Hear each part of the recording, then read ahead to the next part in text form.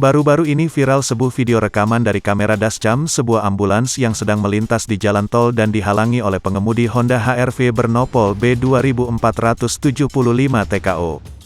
Video tersebut menjadi perbincangan netizen di media sosial. Dalam video tersebut, mobil Honda HR-V berwarna silver terekam menghalangi laju ambulans yang sedang melintas di tol dalam kota Cawang, Jakarta Timur.